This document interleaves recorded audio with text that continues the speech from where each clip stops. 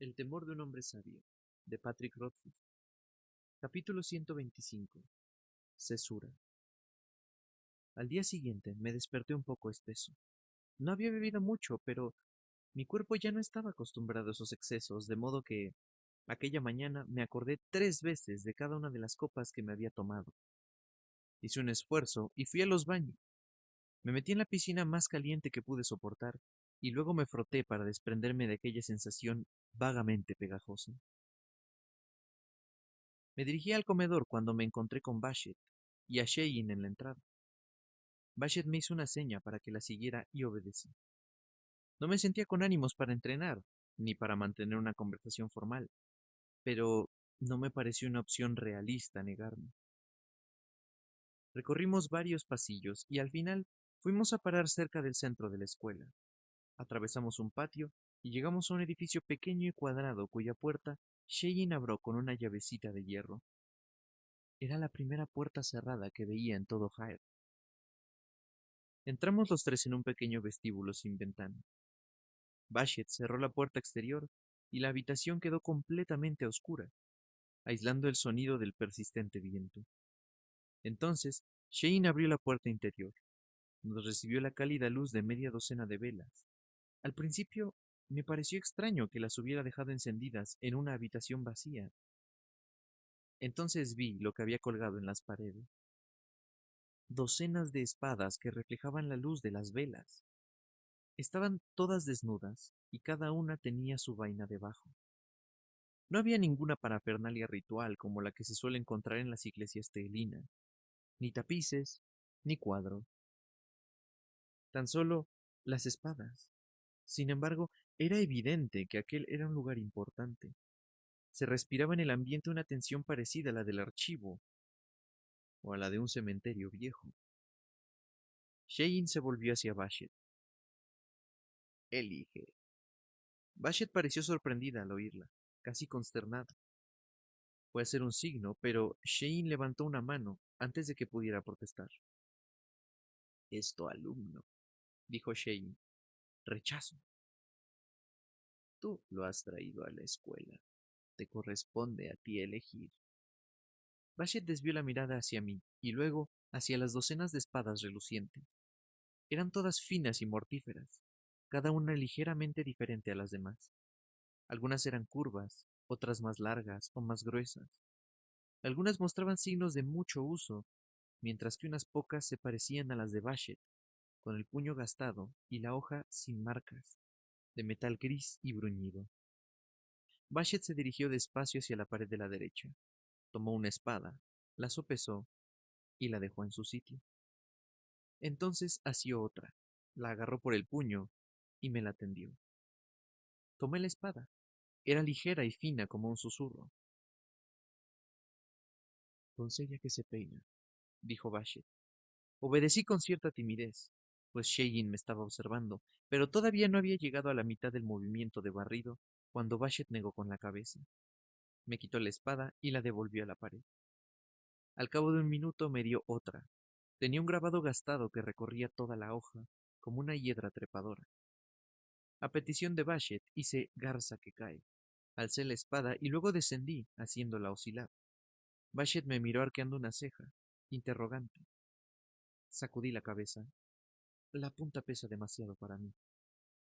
Bashet no se demostró muy sorprendida y devolvió la espada a la pared. Seguimos un rato así. Bashet sopesaba las espadas y las rechazaba, casi todas sin decir una palabra. Me puso otras 3 en las manos y me pidió que hiciera diversos movimientos del ketan. Luego, las devolvió a la pared sin solicitar mi opinión. Empezó a recorrer la segunda pared, esa vez más despacio. Me dio una espada ligeramente curva, como la de Pence, y me impresioné al ver que la hoja era del mismo gris impecable y bruñido que la de Bashet. La tomé con cuidado, pero mis dedos no se adaptaban bien al puño. Cuando se la devolví, vi el alivio claramente reflejado en su rostro. Mientras avanzaba a lo largo de la pared, de vez en cuando, Bashet miraba de reojo a Shein. En esos momentos dejaba de parecer mi segura y arrogante maestra, y parecía una joven que busca desesperadamente una palabra de consejo. Shein permanecía impasible. Al final, Bashet llegó a la tercera pared. Cada vez andaba más despacio. Me puso casi todas las espadas en la mano, tomándose su tiempo antes de devolverlas a su sitio. Entonces, lentamente, puso la mano sobre otra espada con la hoja gris y bruñida.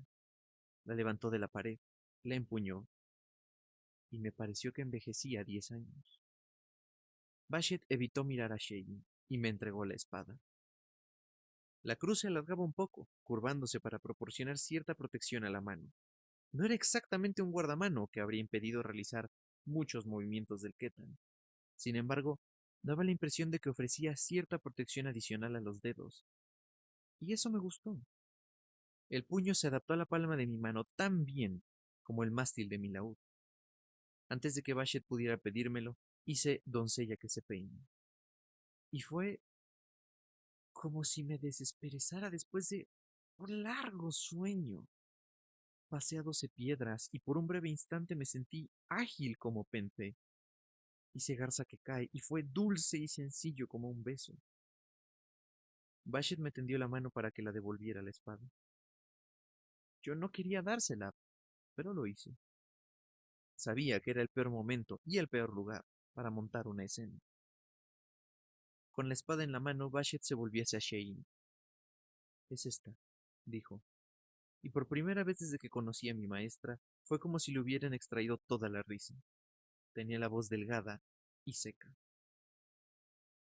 Estoy de acuerdo, concedió Shein. La has escogido muy bien.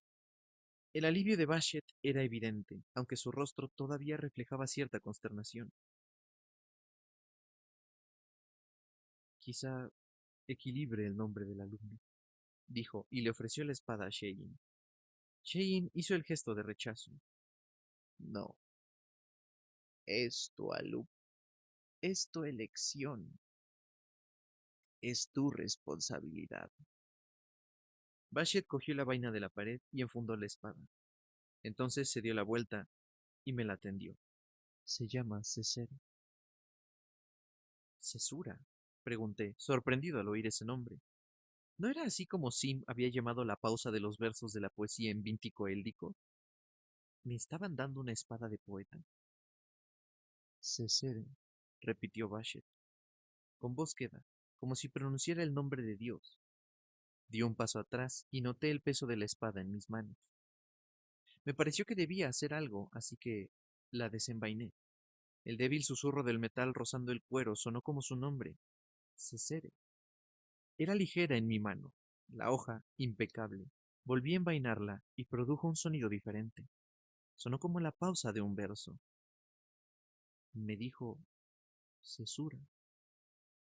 Shein abrió la puerta interior y nos marchamos tal como habíamos venido, en silencio y con respeto. El resto del día no fue en absoluto emocionante. Con obstinación y circunspección, Bashet me enseñó a cuidar de mi espada. Me enseñó a limpiarla y aceitarla, a desmontarla y volver a montarla, a atarme la vaina en bandolera o en la cadera, a prever cómo alteraría aquella cruz alargada algunos de los movimientos del Ketan. La espada no era mía, pertenecía a la escuela, a Ademre. Cuando ya no pudiera pelear, la devolvería. Normalmente tengo poca paciencia para oír lo mismo una y otra vez, pero dejé que Bashet hablase cuanto quisiera. Lo menos que podía hacer era dejar que se repitiera un poco, pues era evidente que estaba nerviosa y trataba de serenarse. Cuando llevábamos unas 15 repeticiones, le pregunté qué debía hacer si la espada se rompía. No la guarnición, sino la hoja. ¿También debía devolverla? Bashet me miró con una cara de consternación rayando en el horror. No me contestó, y tomé nota de no volver a preguntarle nada en toda la mañana.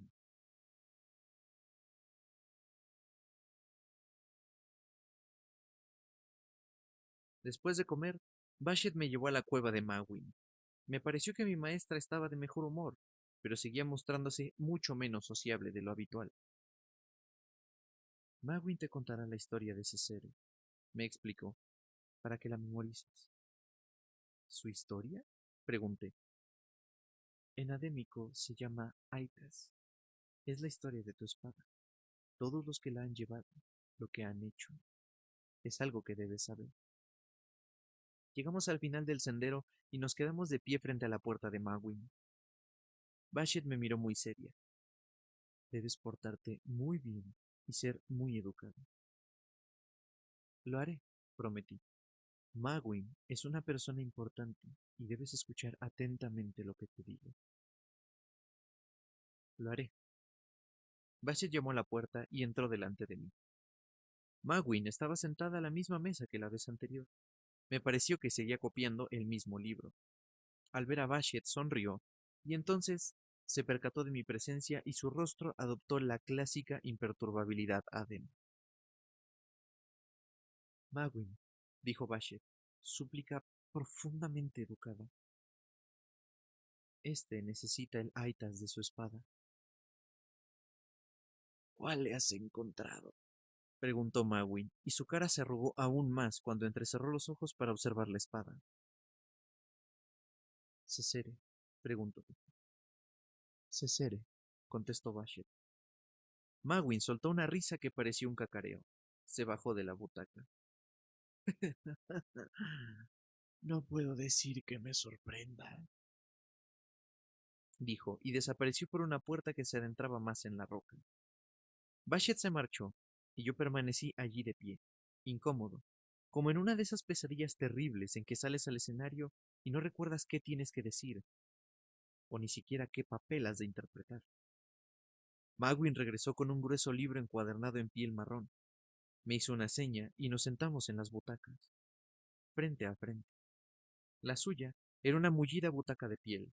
La mía, no. Estaba sentado con cesura sobre las rodillas, en parte porque me parecía lo adecuado, y en parte porque era agradable tenerla bajo las manos. Magwin abrió el libro sobre su regazo y la cubierta produjo un crujido. Lo hojeó un poco hasta que encontró lo que buscaba. El primero fue Caer, leyó, que me dio forma en el fuego con un propósito desconocido. Me llevó y luego me dejó. Magwin alzó la vista. No podía hacer signos con las manos porque las tenía ocupadas con aquel libro enorme. ¿Y bien? Preguntó. ¿Qué quiere que haga? Pregunté educadamente. Tampoco yo podía hacer signos por la culpa del vendaje. Parecíamos una pareja de medio mudos. Repítelo, dijo con fastidio. Tienes que aprendértelos todos. El primero fue Kael, recité, que me dio forma en el fuego con un propósito desconocido. Me llevó y luego me dejó. Magwin asintió con la cabeza y continuó. Luego vino Eten. Lo repetí. Seguimos así durante aproximadamente media hora, un dueño tras otro, un nombre tras otro, lealtades declamadas y enemigos asesinados. Al principio, los nombres y los lugares eran tentadores, pero al cabo de un rato, la lista empezó a deprimirme, pues cada fragmento terminaba con la muerte del dueño. Y no eran precisamente muertes plácidas. Algunos morían combatiendo en guerras o en duelos. Muchos simplemente eran lo mataron o lo asesinaron, sin especificar las circunstancias. Llevábamos unos 30 y todavía no había oído nada parecido a murió sin sufrir mientras dormía, rodeado de nietos gordito. Entonces, la lista dejó de deprimirme y sencillamente empezó a aburrirme. Luego vino Finol, la de los ojos limpios y brillantes.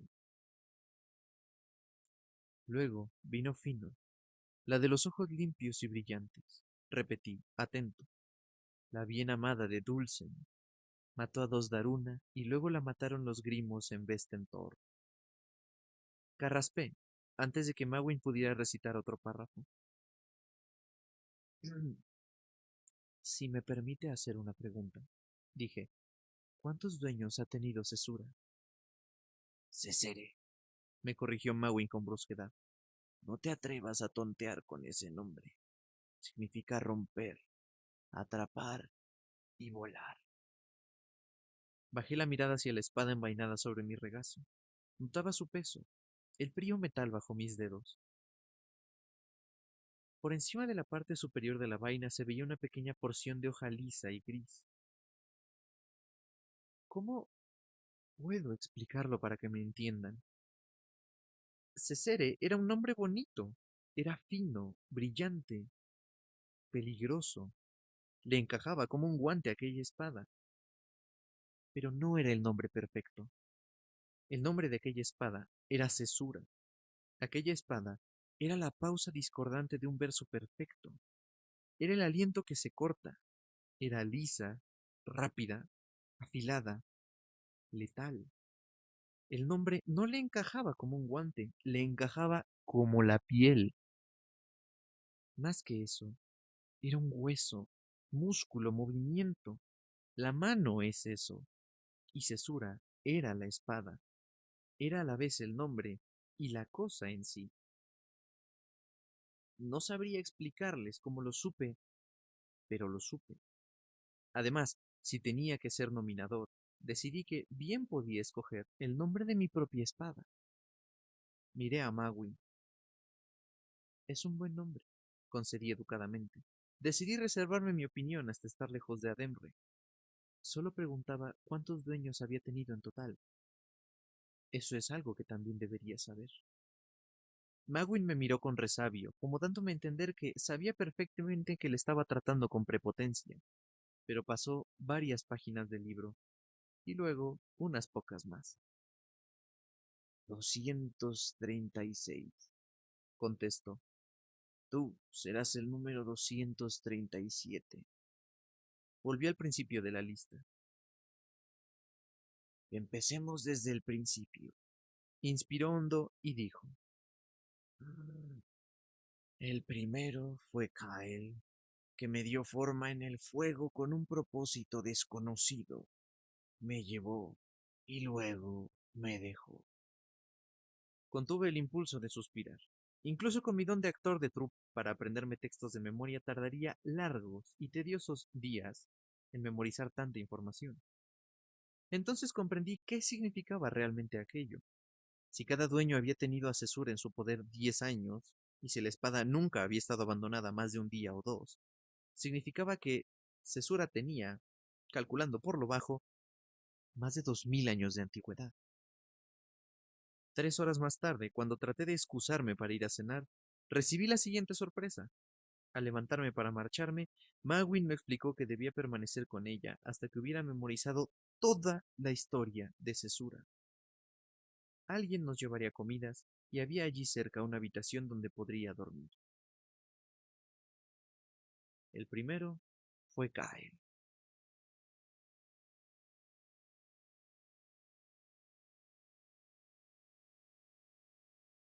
Capítulo 126.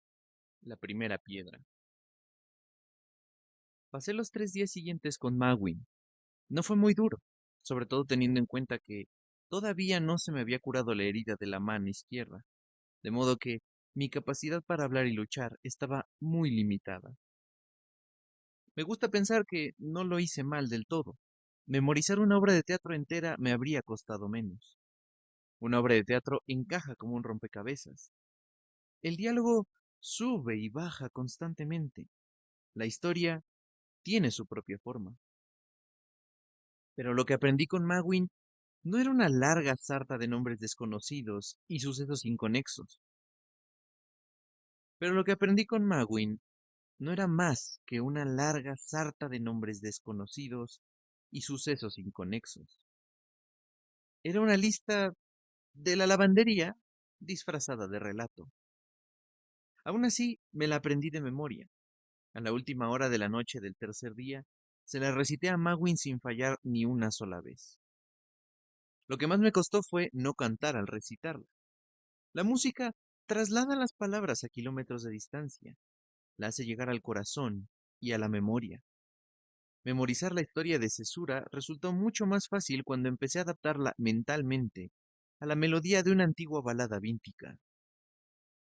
A la mañana siguiente, Magwin me pidió que la recitara una vez más. Lo hice, y entonces le escribí una nota a Sheyin. La selló con cera y me echó de su cueva. No esperábamos que Magwin acabara tan pronto contigo, dijo Shein al leer la nota. Bashet ha ido a Feant y no volverá hasta dentro de un par de días como mínimo. Eso significaba que había memorizado el Aitas en 2 días menos de lo que habían calculado. Me hizo sentir un orgullo considerable. Shein me miró la mano izquierda y arrugó ligeramente la frente. ¿Cuándo te han quitado el vendaje? Preguntó. Como no te encontraba, dije, he ido a visitar a Dale. Me ha dicho que la herida ha cicatrizado muy bien. Doblé los dedos de la mano, ya sin vendaje, e hice el signo de alivio y dicha. Apenas noto la rigidez en la piel, y Dale me ha asegurado que, con cuidados mínimos, incluso eso desaparecerá pronto. Miré a Sheyin, esperando algún gesto de aprobación o satisfacción, pero lo que vi fue el signo de irritación exasperada. ¿He hecho algo mal? Pregunté. Pesar y confusión. Disculpa. Sheyin me señaló la mano. Habría sido una buena excusa para aplazar tu juicio de las piedras, Dijo, resignación irritada. ahora tendremos que hacerlo hoy, aunque no esté Bashet. Sentí que la angustia volvía a instalarse en mí, como si un pájaro negro me hincara las garras en los músculos del cuello y de los hombros. Había creído que aquella tediosa memorización era la última prueba a la que tendría que someterme, pero por lo visto, todavía faltaba el último zapatazo. Además, no me gustó nada cómo sonó aquello de juicio de las piedras. Ven a verme después de comer. Dijo Shein, autorización para retirarse. Vete, tengo que hacer muchos preparativos. Fui a buscar a Pence. Ella era la única persona, aparte de Bashet, con la que tenía suficiente confianza para preguntarle en qué consistía el inminente juicio. Pero Pence no estaba en su casa, ni en la escuela, ni en los baños. Al final desistí, calenté y realicé mi ketan, primero con cesura y luego sin ella.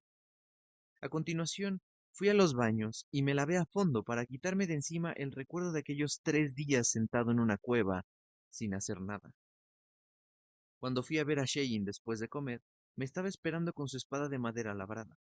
Miró mis manos vacías e hizo un gesto de exasperación. ¿Dónde está tu espada de entrenamiento? En mi habitación, contesté. No sabía que iba a necesitarla. Ve corriendo a buscarla. Me ordenó. Te espero en el Cerro de las Piedras. Shein, dije, súplica apremiante. No sé dónde está eso. No sé nada del juicio de las piedras. Sorpresa. Bashet no te lo ha contado. Incredulidad. Negué con la cabeza. Sincera disculpa. Estábamos concentrados en otras cosas. Exasperación. Pues es bien sencillo. Dijo. Primero, recitarás el Aitas de Cesere ante todos los reunidos. Luego, escalarás el cerro. En la primera piedra pelearás con un miembro de la escuela con rango de primera piedra. Si le ganas, seguirás escalando y pelearás con otro en la segunda piedra. Shein me miró. En tu caso, se trata de una formalidad. Ocasionalmente ingresa en la escuela algún alumno por su talento excepcional. Bashet, por ejemplo, consiguió la segunda piedra en su primer juicio. Sinceridad, sin tapujos. Tú no lo eres. Tu Ketan todavía deja mucho que desear, y no debes esperar ganar ni siquiera la primera piedra. El Cerro de las Piedras está al este de los baños. Hizo el signo de date prisa.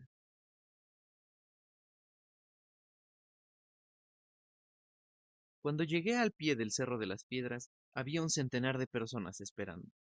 Las camisas y los pantalones de tejido artesanal gris y de colores apagados superaban ampliamente a los rojos de mercenario, y el débil murmullo de las conversaciones se oía desde lejos. No era un cerro muy alto, ni muy empinado. pero el sendero que conducía hasta la cima describía una serie de curvas muy pronunciadas. En cada esquina había un terreno llano y despejado con un gran bloque de piedra gris.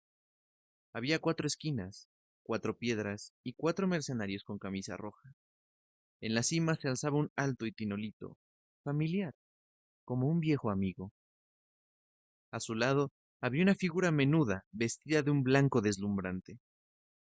Al acercarme, la brisa me trajo el olor a castañas asadas.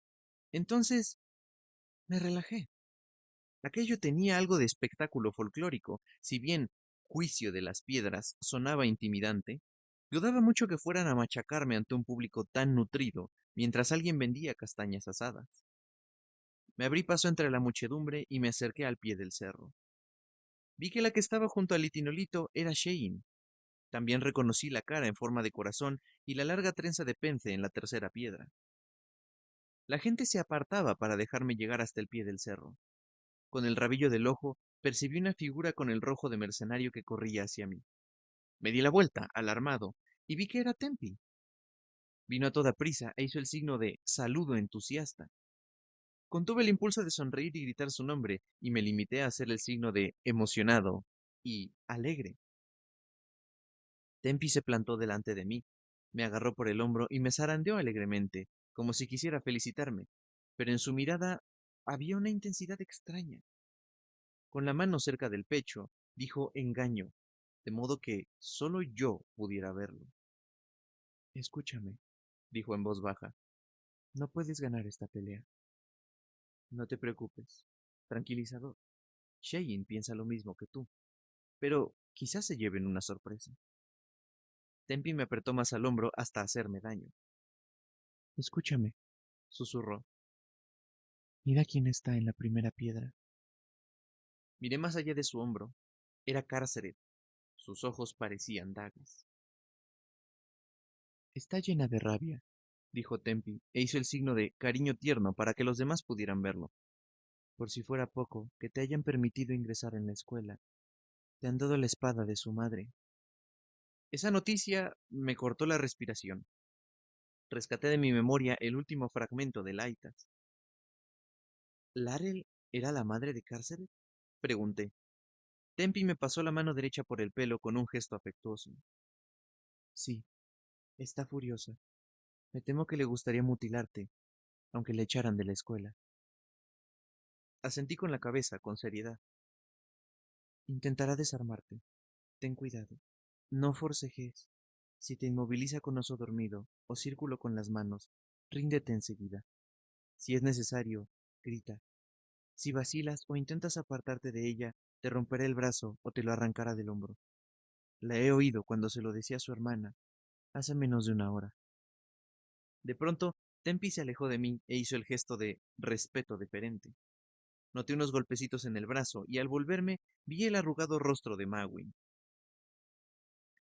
Ven, dijo con serena autoridad. Es la hora. La seguí. Mientras andábamos, todos los que se habían congregado allí le hicieron algún signo de respeto. Magwin me condujo hasta el sitio donde empezaba el sendero. Había un bloque de piedra gris, un poco más alto que mi rodilla, e idéntico a los otros que había en cada esquina donde torcía el sendero. La anciana me hizo una seña para que subiera a la piedra. Contemplé el grupo de Adem y tuve un momento de pánico escénico sin precedentes. Me agaché un poco y, nervioso, pregunté en voz baja a Magwin. ¿Es correcto que suba la voz para recitarlo? No quiero ofender a nadie, pero si no hablo en voz alta, los que están al fondo no me oirán. Magwin me sonrió por primera vez, y de pronto su arrugado rostro adquirió una dulzura inusitada. Me dio unas palmaditas en la mano. Aquí nadie se ofenderá si hablas en voz alta, me dijo, e hizo el signo de atenta moderación. Dame. Me desabroché la vaina de Cesere y se la entregué. Entonces, Magwin me instó a subir a la piedra. Recité el Aitas bajo la atenta mirada de Magwin. Confiaba en mi memoria, pero aún así fue terrible. Me preguntaba qué pasaría si me saltaba algún dueño o me equivocaba al mencionar algún nombre.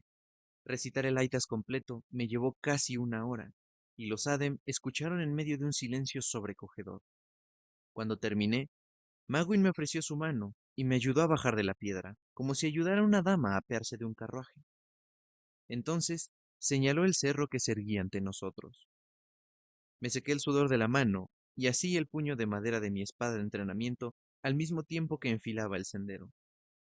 Carceret llevaba la camisa roja fuertemente ceñida a los brazos y los anchos hombros. Las correas de piel que utilizaba eran más anchas y más gruesas que las de Tempi. Además, parecían de un rojo más intenso.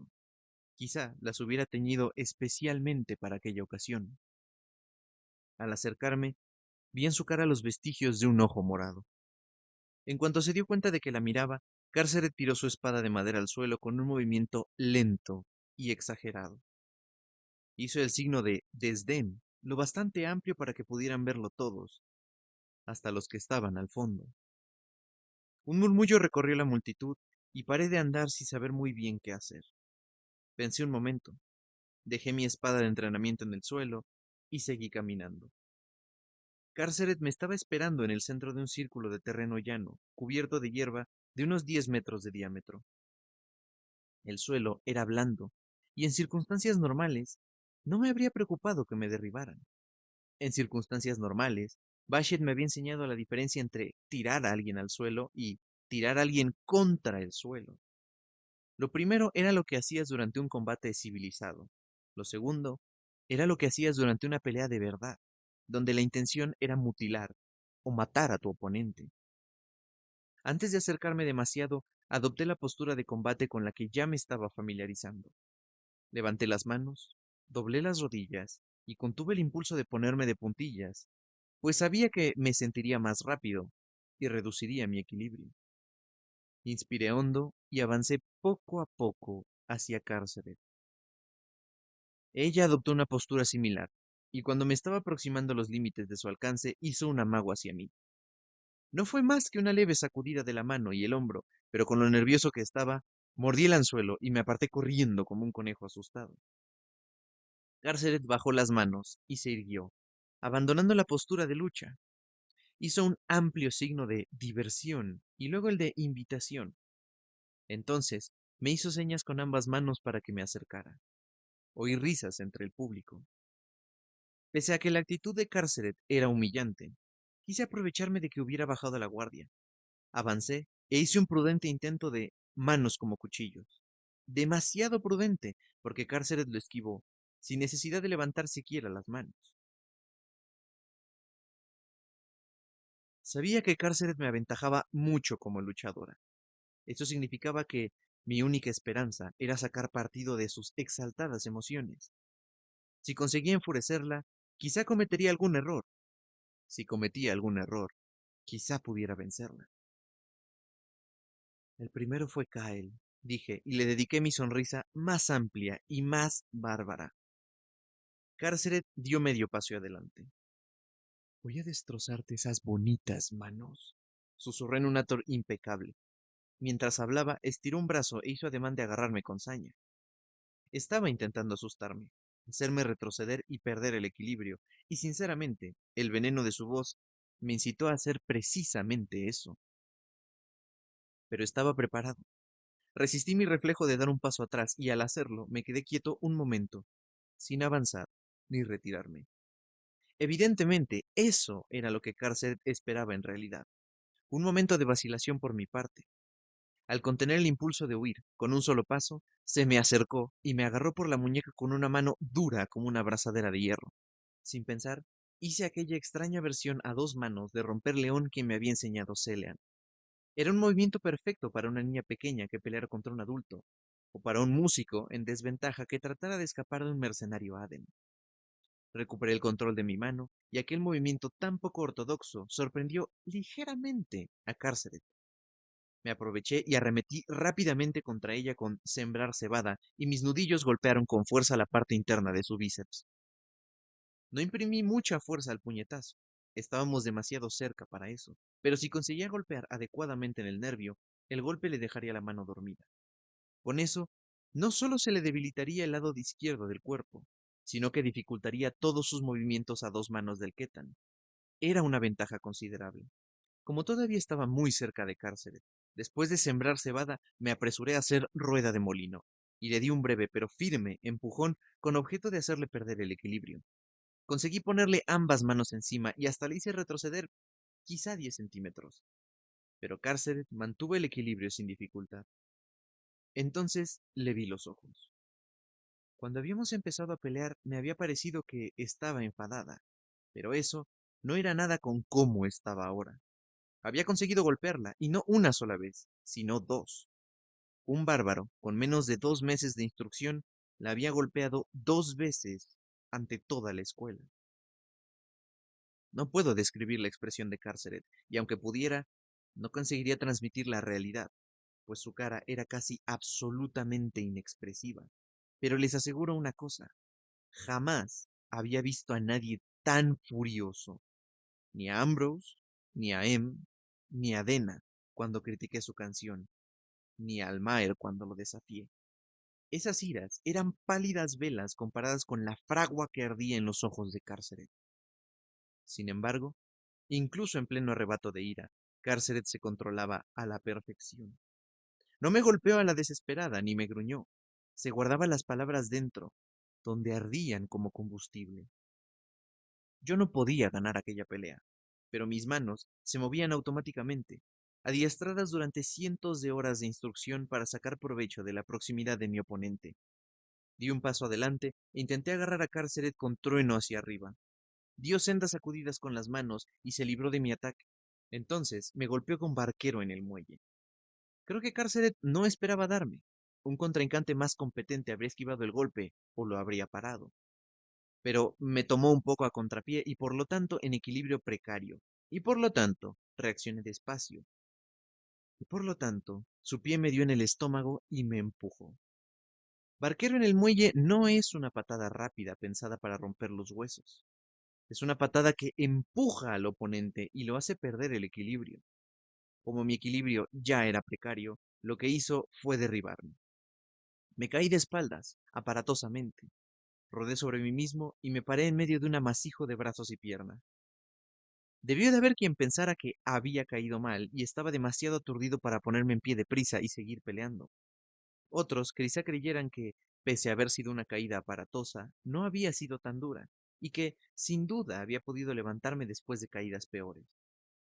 Personalmente, creo que la línea que separa el aturdimiento de una sabia prudencia es a veces muy, muy fina, y creo que dejaré que decidan cuán fina ustedes mismos.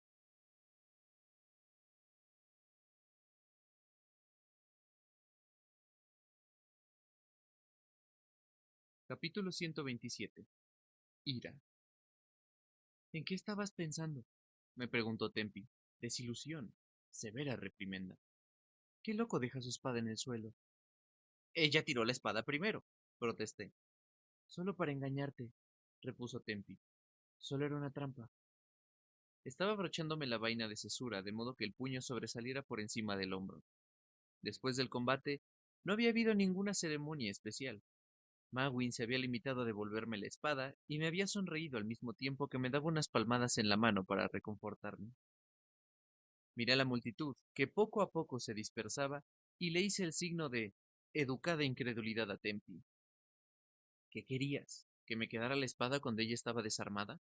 Sí, acuerdo tajante. Ella es 5 veces mejor luchadora que tú. Si hubieras conservado la espada, tal vez habrías tenido una oportunidad. Tempi tiene razón. Oí decir a Shein detrás de mí. Conocer a tu enemigo es de Lethany. Cuando la pelea es inevitable, un luchador astuto aprovecha cualquier ventaja. Me di la vuelta y la vi venir hacia mí por el sendero. Pence iba a su lado. Hice el signo de educada certeza. Si hubiera conservado mi espada y hubiese ganado, todos habrían pensado que Carceret se había vuelto loca, y les habría molestado que yo alcanzara un rango que no merecía. Y si hubiera conservado mi espada y hubiese perdido, habría sido humillante. Ambas cosas me habrían perjudicado. Miré a Shein y a Tempi. ¿Me equivoco? No, no te equivocas, contestó Shein. Pero Tempi tampoco se equivoca. Siempre hay que buscar la victoria, dijo Tempi, firme. Shein se volvió y lo miró. La clave es el éxito, dijo. No siempre es necesaria la victoria para el éxito. Tempi hizo el signo de desacuerdo respetuoso y fue a decir algo, pero Pence se le adelantó. ¿Te hiciste daño al caer, Rose? No mucho, respondí, arqueando la espalda con cuidado. Algún cardenal, quizá. Yo tengo cosas en mi casa. Que estos dos se queden hablando del Lethan. Alguien tiene que curarte las heridas. Me sujetaba el brazo con la mano izquierda, y su comentario quedó extrañamente desprovisto de carga emocional. Por supuesto. Dijo Shein al cabo de un momento, y Tempi se apresuró a hacer el signo de acuerdo, pero Pence ya me guiaba colina abajo. Caminamos cerca de medio kilómetro. Pence me sujetaba el brazo sin apretar. Al final me dijo en Atur, con aquel ligero acento suyo: ¿Estás lo bastante magullado para necesitar un bálsamo? La verdad es que no, admití, Ya me lo ha parecido. replicó. Pero después de perder una pelea, no me gusta que los demás me expliquen cómo la he perdido. Esbozó una sonrisa de complicidad, y yo se la devolví. Seguimos andando. Sin soltarme del brazo, Pence me guió sutilmente por un bosquecillo y luego por un empinado camino excavado en un risco no muy alto. Al final, llegamos a una hondonada apartada con una alfombra de hierba salpicada de papáveras silvestres. Sus pétalos, sueltos y de color rojo sangre, eran casi del mismo color que el atuendo de mercenario de Pence, Bashet me contó que los bárbaros tienen extraños rituales para el sexo. dijo Pence. Me contó que si quisiera acostarme contigo, tendría que llevarte las flores. Abrió un brazo, mostrando el campo de papáveras. Estas son las más bonitas que he encontrado en esta estación. Me miró, expectante. Me temo que Bashet se estaba burlando de ti. O quizá de mí. Pence arrugó el entrecejo y me apresuré a añadir. Pero es verdad que los bárbaros tenemos muchos rituales relacionados con el sexo.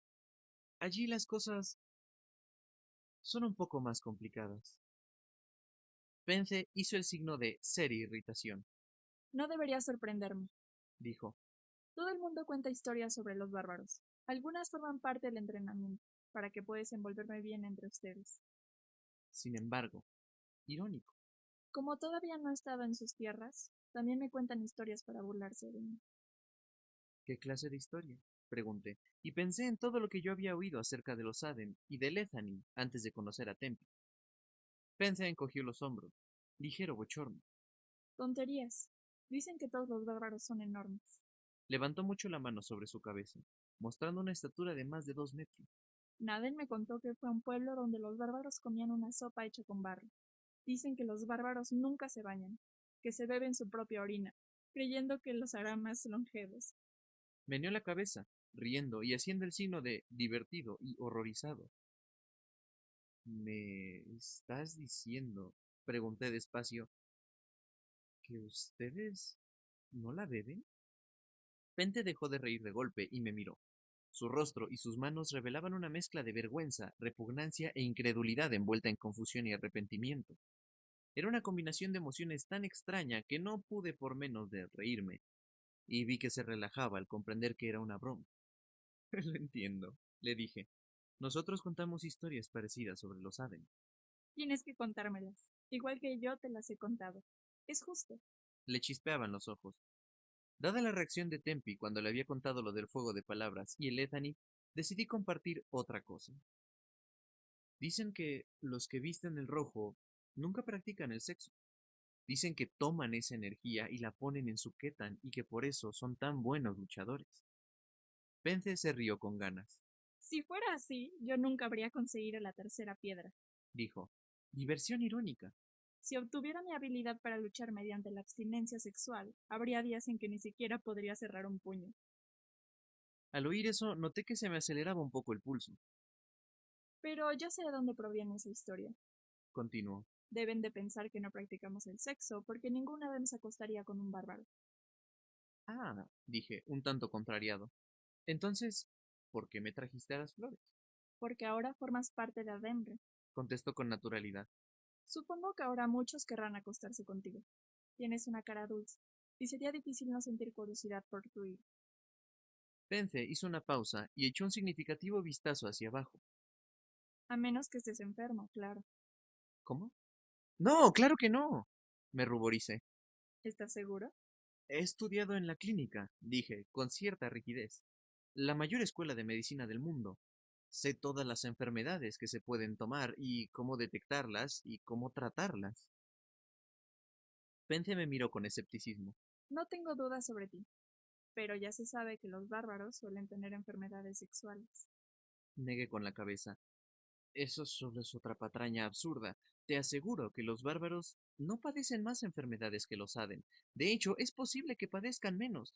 Pence sacudió la cabeza. Tenía una mirada seria.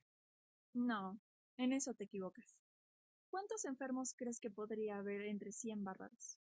Aquella era una estadística fácil que yo había aprendido en la clínica. ¿Entre 100? Quizá 5. Más entre los que trabajan en burdeles o frecuentan esos lugares, desde luego. Pence puso cara de asco y se estremeció. Entre 100 Aden no hay ni uno solo afectado. Dijo con firmeza. Incuestionable. ¡Ay, por favor! Levanté una mano e hice un círculo con los dedos. ¿Ninguno? Ninguno. Confirmó Pence con vehemencia. Solo podemos obtener esas enfermedades de los bárbaros, y los que viajan están avisados. ¿Y si te enfermaras de esas de otro Adem que no hubiera tenido cuidado mientras viajaba? Pregunté. La diminuta cara en forma de corazón de Pence adoptó una seriedad musitada. Infló las aletas de la nariz. ¿De uno de los míos? Inmensa ira. Si uno de Ademre me contagiara una enfermedad, me pondría furiosa.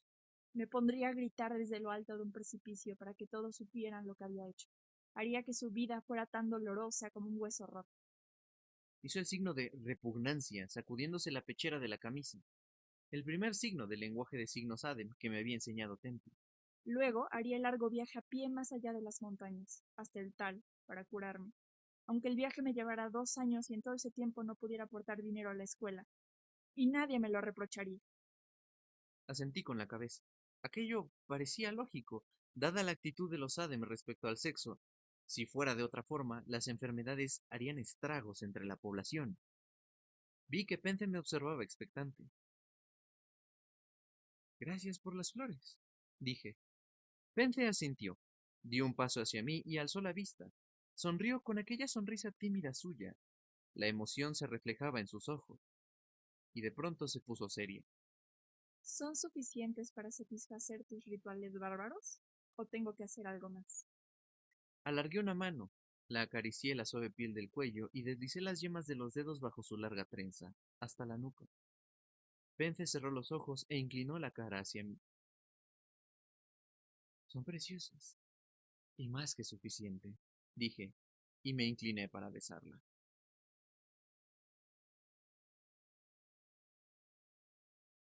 Tenía razón. Dijo Pence, dando un suspiro de satisfacción. Estábamos tumbados desnudos entre las flores. Tienes una ira muy bonita. Estaba tendido boca arriba, con el menudo cuerpo de Pence enroscado bajo mi brazo y la cara en forma de corazón apoyada en mi pecho. ¿Qué quieres decir con eso? Pregunté. Me parece que ira no es la palabra adecuada, Quiero decir, Baevin, respondió, usando el término enadémico. ¿es lo mismo? No conozco esa palabra, admití, Creo que ira es la palabra correcta. dijo ella. He hablado con Bashet en tu idioma, y ella no me corrigió. Pero, ¿qué quieres decir con ira? No estoy enfadado, desde luego. Pence levantó la cabeza de mi pecho y me lanzó una perezosa sonrisa de satisfacción. Claro que no. Dijo, Te he quitado la ira. ¿Cómo ibas a estar enfadado? entonces, ¿ahora tú estás enfadado? Pregunté, convencido de que había algo que se me escapaba. Pence rió y sacudió la cabeza. Se había soltado la trenza y el pelo de color miel colgaba sujeto. Se había soltado la trenza y el pelo de color miel colgaba suelto a un lado de su cara. Parecía otra persona completamente diferente. Por eso, y porque no llevaba las ropas rojas de mercenario, supongo. No, no esa clase de ira. Me alegro de tenerlo. Sigo sin entenderlo, confesé. Me parece que es una de esas cosas que los bárbaros no sabemos. Explícamelo como si fuera un niño. Me observó un momento, seria. Entonces se tumbó boca abajo para poder mirarme sin forzar el cuello. Esta ira no es un sentimiento, es, Vaciló y arrugó un poco la frente. es un deseo, es una creación, una necesidad de vida. Paseó la mirada alrededor y finalmente la clavó en la hierba que nos rodeaba. La ira es lo que hace que la hierba empuje hacia arriba desde el suelo para llegar al sol. Dijo. Todos los seres vivos tienen ira. El fuego que contienen es lo que hace querer moverse, crecer, hacer. Ladeó la cabeza. ¿Eso lo entiendes? Creo que sí, respondí. ¿Y las mujeres desquitan la ira a los hombres cuando practican el sexo? Pence sonrió y asintió con la cabeza. Por eso después un hombre está tan cansado.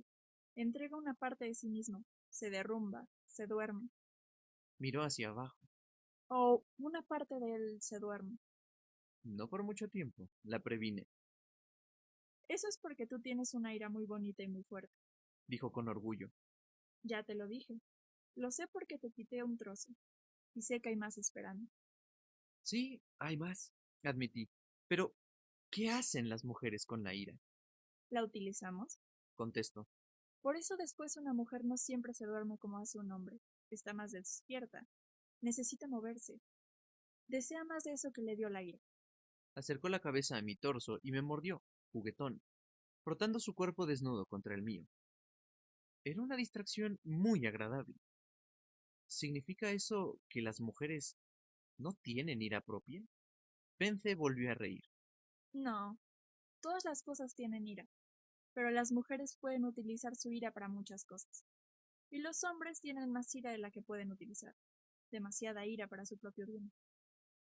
¿Cómo puede uno tener demasiado deseo de vivir, crecer y hacer? Pregunté. Cuanto más, mejor, ¿no? Pence sacudió la cabeza y se apartó el pelo con una mano. No, es como la comida.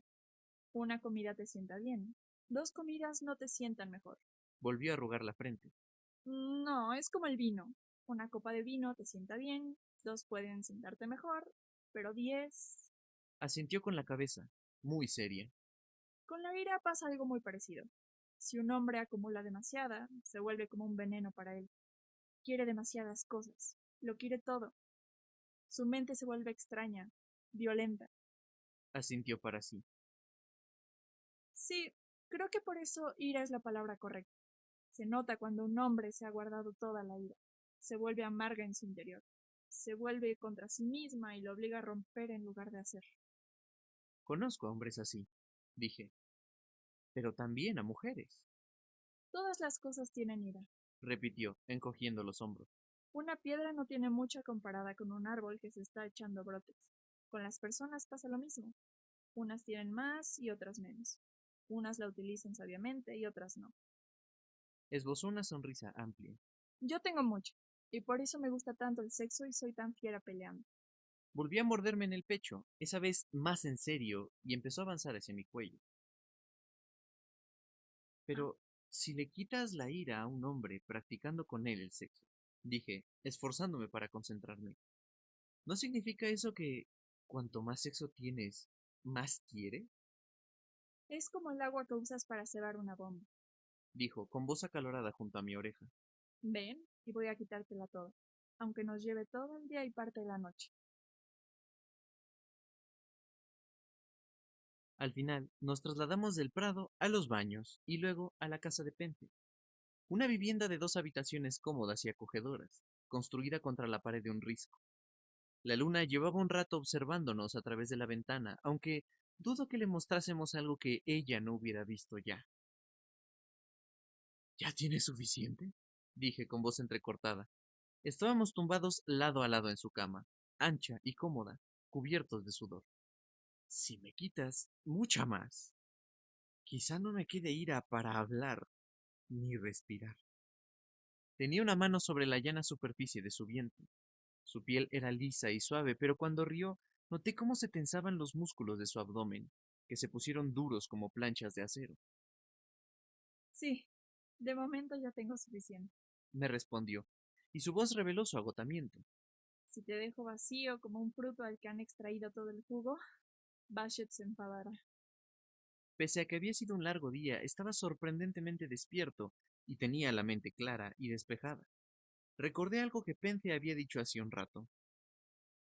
Antes, has mencionado que las mujeres utilizan la ira para muchas cosas. ¿Qué usos le dan ella que no le den los hombres? Nosotras enseñamos. Me contestó. Damos nombres, llevamos la cuenta de los días y nos encargamos de que todo fluya. Plantamos, hacemos niños, Encogió los hombros. muchas cosas. Pero los hombres también pueden hacer esas cosas, razoné. Te equivocas de palabra. Dijo Pence, riendo. Me frotó la barbilla. Los hombres pueden hacer una barba. Un niño es diferente. Y en eso no participan. Nosotros no llevamos dentro al niño, puntualicé, un poco ofendido, pero sí participamos en hacerlo. Pence me miró con una sonrisa en los labios, como si yo acabara de soltar un chiste. Entonces se le fue borrando la sonrisa, se incorporó apoyándose en un codo y se quedó mirándome. ¿Lo dices en serio? Al ver mi cara de perplejidad, abrió mucho los ojos y se sentó en la cama. ¡Es verdad! Exclamó. ¿Creen en las madres varón? Se puso a reír y se tapó la boca con ambas manos. Nunca creí que fuera verdad. Bajó la mano izquierda, revelando una sonrisa de excitación mientras hacía el signo de asombro y deleite. Sentí que debía molestarme, pero no me quedaba suficiente energía. Quizá hubiera parte de verdad en aquello que Pence había dicho, que los hombres perdían su ira. ¿Qué es una madre varón? Pregunté. ¿Seguro que no es una broma? Dijo Pence, que seguía tapándose la sonrisa con una mano. ¿De verdad creen que el hombre pone al niño dentro de la mujer? Pues sí, contesté, un tanto incómodo. Es una forma sencilla de expresarlo. Para ser un niño hacen falta un hombre y una mujer, un padre y una madre, Pero si hasta tienen una palabra para eso. exclamó, encantada. Eso también me lo habían contado, como las historias de la sopa de barro. Pero nunca creí que fuera verdad. Llegados a ese punto, me incorporé. Empezaba a preocuparme. A ver, pero tú sabes cómo se hacen los niños, ¿no? Pregunté e hice el signo de gravedad. Los niños vienen haciendo esto que llevamos haciendo casi todo el día. Pence me observó un momento atónita y a continuación soltó una carcajada. Intentó hablar varias veces, pero cada vez que me miraba y veía la expresión de mi cara, la risa volvía a impedírselo. Entonces se puso las manos sobre el abdomen y empezó a palpárselo, fingiendo desconcierto. ¿Dónde está mi niño? Debo de haber practicado mal el sexo todos estos años. Volvió a reír y los músculos de su abdomen oscilaron, dibujando un relieve parecido al del caparazón de una tortuga. Si lo que dices fuera cierto, yo ya tendría 100 hijos, 500 hijos. No pasa todas las veces, expliqué. La mujer solo está madura para hacer un hijo en determinados momentos. ¿Y tú lo has hecho?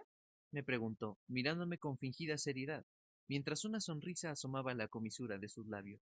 ¿Has hecho algún niño con otra mujer? He tomado medidas para no hacerlo, contesté. Hay una hierba llamada silphium. La mastico todos los días y evita que ponga el niño dentro de la mujer.